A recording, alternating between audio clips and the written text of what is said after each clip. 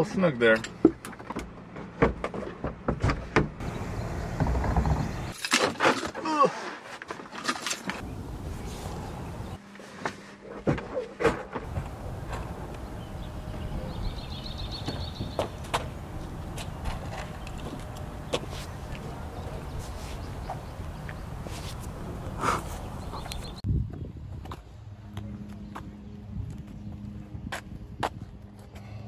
Seriously?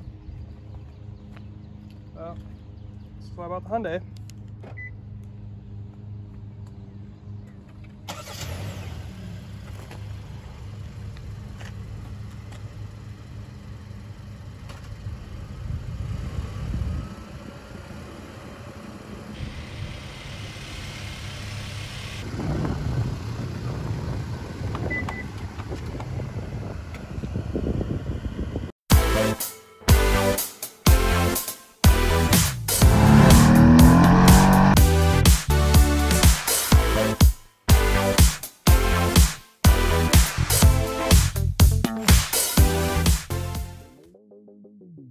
Now under the hood here we have the non-hybrid, which is probably the least futuristic thing about this Tucson. It's a 2.5 liter naturally aspirated GDI 4-cylinder, and while it doesn't have a turbo, it still gets pretty good fuel economy.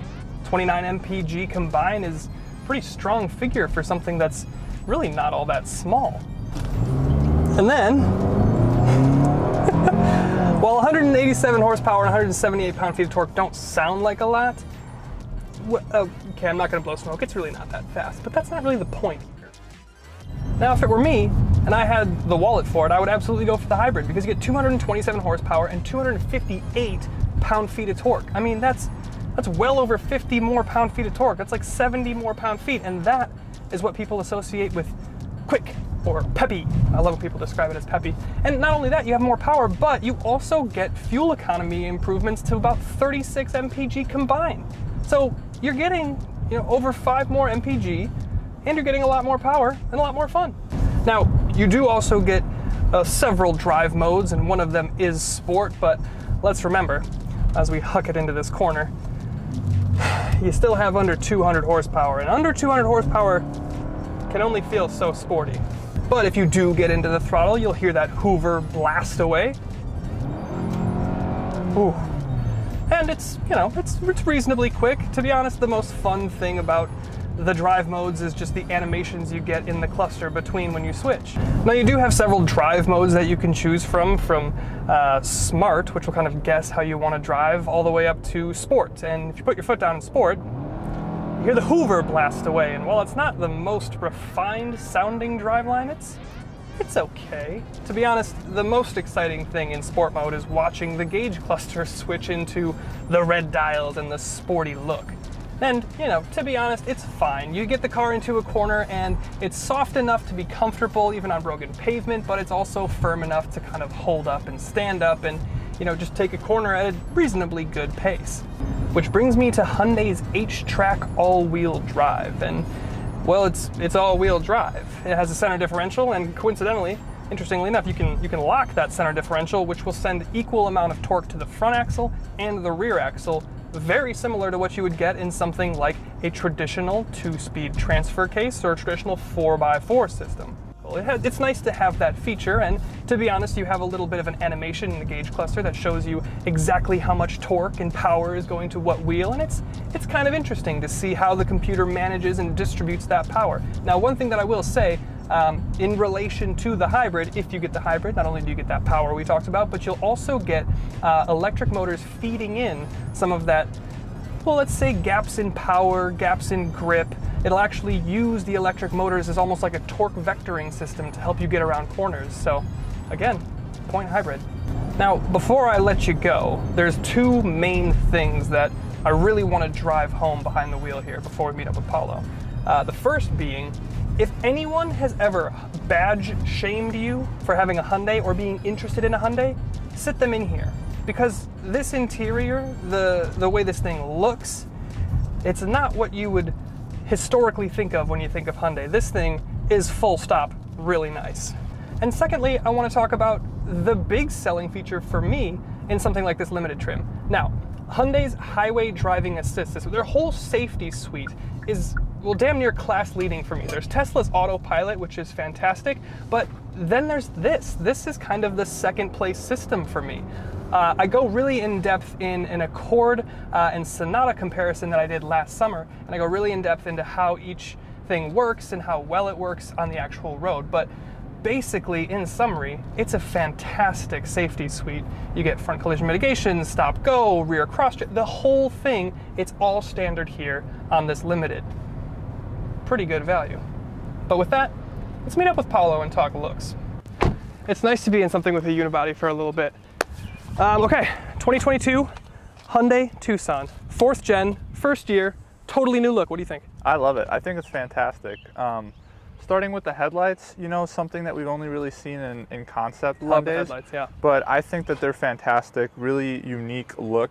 Not many cars, if any cars, have like these sort of headlights on the road today. Yeah, Hyundai, so when Jeep first brought their Compass, it was probably like 5 or 6 years ago now, and they were kind of the first ones to do a little bit of like the LED up here and then the projector down here. Hyundai's been doing that more, but like way better. Yeah. And this is the first time that I think they've gone a little bit more intense, and I think it's paid off because it looks so fresh. Like nothing else on the road looks like this. It looks so expensive, it looks so premium. Yeah, just I love it. Yeah, the front grille just in general is perfect. And the way they work the headlights in. Yeah, it works into the grille shape. Yeah, it's so good. It's so good. And then you do have the great. projectors down here and they're LEDs, and that's fine. We have the Limited trim, so you get like a specific you know, front bumper and front valence, but in the sun here, in silver, oh my God, the lines, yeah, it just really pops. Good. But yeah, speaking of lines, should we talk about the side? Yeah, well, I guess rims first. Okay, yeah. I'm not a huge fan of them. I think for a stock rim, they look pretty good. I think they're a little bit too futuristic for my personal preference, but... Are these the same rims that are on the hybrid, I think? Yeah, yep, they are. Yeah, now back to the lines. The body lines on this thing, I think, are absolutely fantastic. I think that they really complement the car, and they actually work them well into the vehicle, you know, like using the wheel wells as kind of accentuating it a little bit. Yeah. You know what this reminds me of? Great. This reminds me of the mirror dimension from Dr. Strange from Avengers, when the bald lady goes, and then she's... I have a confession, I didn't see that movie. Are you serious? Not a huge Avengers fan, to be honest. Wait, okay, I know hold you're on, like just hold finding on. this out right now. Wait, but... no, this is like genuine... Yeah. Have you seen like the Spider-Man ones? I've seen Iron Man Holland? 1, 2, and 3. So, okay, like, but that was good. from like 2008. Yeah, those were like real good though. What about like Thor Ragnarok?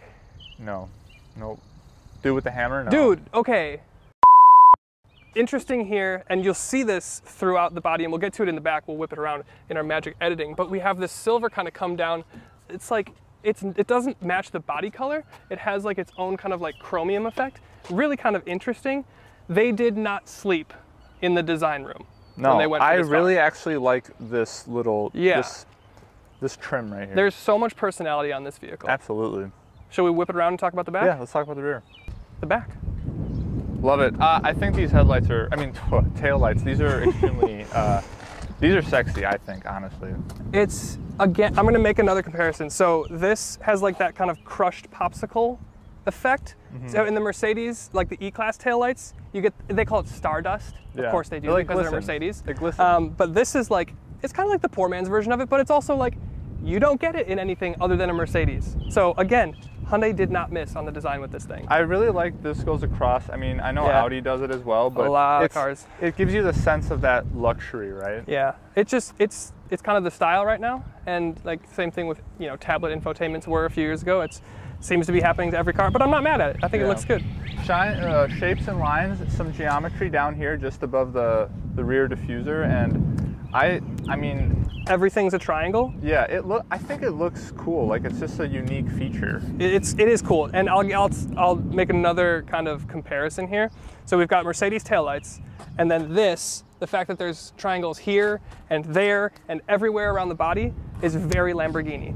The Huracan has hexagons everywhere. Right. The Tucson has triangles everywhere. I'm putting it, this thing, we're talking about comparing it with Mercedes, Lamborghini. Your friend thought it was a Range Rover. Yeah, seriously. I mean, Hyundai didn't miss. I know, they didn't. And I guess my only gripe with the rear end of this thing are the turn signals. Oh yeah, they're down here at the bottom. I definitely think that was a design made on a Friday afternoon at 3 p.m. It just phoned it in. Because if you are close, and by close I mean a reasonable distance behind this thing, you cannot see which direction they're going if they are turning. I really wish they incorporated it into these headlights, but I was thinking maybe they wanted to keep these looking, you know, sexy, they don't want to, I mean, they didn't want to do too much up top. Yeah, this is so much about the design with this thing, and I'm glad about that because so many of these, like, you know, compact to mid crossovers, they're all kind of shades of gray. Yeah. And like this is so much more bold. It has so much more personality, and they put so much into the styling, and for me it pays off. Obviously some people it's going to be polarizing and you may not like it, but for me I think it's a hit. Okay. Almost just put my seatbelt on. It's reflex. Just, reflex. And now I've zoomed up for no reason. Okay, so here's the deal. When they dropped this off, when Drive Shop did, I was actually on FaceTime with you. You saw this. Whoever dropped it off had the music like bumping, and then I got in here, turned it on, and then it started just bumping at me. Really and loud. I'm like, I go to reach for the volume knob, no volume knob. Yeah. So I panicked. My first impression of this, the interior, it's extremely elegant. As you just mentioned, all touch screens and buttons, so it definitely looks more futuristic and advanced, but I think it comes at the expense of functionality, which is what you experienced. You wanted to quickly just grab a knob and turn it down, and you couldn't. Yeah. Yeah, I mean, like, it's tough because, like, sure, aesthetically, this cabin is so clean, it's so luxurious, it's so, like, minimal, and it conveys that sense of, that, like, premiumness that we were kind of talking about on the exterior, but, like, just give me a volume knob. Like, that's all I want. It's fine. That is good. I mean, the nice thing is here, the buttons on the steering wheel actually do work quite well, and if you want a quick mute, like, that button is really easy to hit. Yeah. But it would just be nice if you just wanted to quickly turn it down, you had that option. But besides that, like, the navigation infotainment system, like, really intuitive, it's quick, no lag. Yeah, Hyundai systems are usually pretty good. 10.25-inch screen here, 10.25-inch digital gauge cluster here, and one of the things that I think I forgot to mention on the driving portion is there's no hood that comes over here, so there's no hump, which means the dash sits so low, your frontward visibility is incredible, and it's really not bad in terms of glare and brightness from your digital cluster. Never had a problem with it. No, it was not at all. fantastic. I also really like that this center one is of like a rectangle shape. It's not so much of a square. Yeah, I really like that feature as well. Yeah, it's good. Down here, you've got all of your stuff in here. So the front seats get heated and cooled 3-level, heated steering wheel. I mean, these are like luxury features. You don't even get that on base Benzes or Audis, BMWs. All standard unlimited trim. Granted, limited is the top trim. I really like what they did with the air vents. That's very Audi to me, the way that they go across the entire dash. Yep. They also have like a diffuse thing, so you can, I think, do fragrance. Very Mercedes. Overall, I mean, this is like a totally new generation Hyundai interior, and over the past year, I've been in and out of a bunch of different Hyundais, and this is the first time I really got in and I was like, wow, this is different and in a good way. Yeah, to me, also, the steering wheel is like a huge factor of a car and how I like it, and I really enjoy this 4-spoke. There's a lot of places for you to hold the steering wheel, and it's extremely comfortable, especially when you're on the highway and you just want to, 2-hand down low. It's really comfortable. The seats are extremely comfortable as well. I'm usually not a fan of headrests. They usually honestly just get in the way for me personally, but this one's really plush and it's comfortable to me. Like I enjoy sitting in both seats. Yeah, I think it's incredibly comfortable in here. The design is to a level that really rivals that of like Mazda, who does some of the most premium stuff at this price point. And then like if you've been Hyundai shamed by any of your friends, first of all, shame on them. If they've spent any time in this interior, they would eat their words, because I mean, you have like, contoured textures and materials. You've got this like, I don't know, like weird, I don't even know what you'd call it, but like it's really good. It's really put together. It's very comfortable. There's nothing to complain about in here except for a bunch of piano black. Yeah, it's easy to show fingerprints and smudges and things like that. I mean, that's my only gripe, honestly. Yeah. Sunroof? Yes. Love it. Amazing. All the way back. Pano? Basically the entire roof. I mean, you get Pano sunroofs that go like halfway into the back seat. This goes basically all the way back. If you're sitting back there, it's over your head. It's great. Back seats. Should we jump back there? Sure, let's do it. Hopefully you can see us. I'm 6'2", and so much room back here, honestly. So much leg room. 3 inches of knee room. I've got I've got about another 2 inches of headroom, and then since there's sunroof, yeah, I've even got another more like to 3 that. inches. Standard in holders, the vents. standard in the Limited is the heated seats back here, which Oh is my just God, I forgot super about that. cool, especially if you live in a colder climate. So nice. USB ports to charge your phone. Honestly, this center console being so far up here makes it feel really, really spacious. Yeah. And sitting behind myself at 6'1", like, plenty of room. No, it's Super open and airy feeling from the sunroof. Very nice. It doesn't look from the outside that it's this big inside. No, it doesn't. That's a good thing that I mentioned with the trunk as well. Since it is so like geometric and modern and kind of like swoopy looking, you would think that they make compromises in terms of interior volume, but it is like the trunk is really good size. Yeah, pretty good size. The back seat is well big enough for 2 adults like you and I. Couldn't ask for more, honestly. And not just for like a short around town trip, but like we could be back here for a while. We've got the USBs and everything. Definitely. So yeah, let's get into the final thoughts. But I'm really impressed. What about you? Same here. Yeah. Let's do it. And that's the Hyundai Tucson, all new for 2022, and with the starting MSRP for this limited trim around $35,000, it's probably the best all-around vehicle that you can get.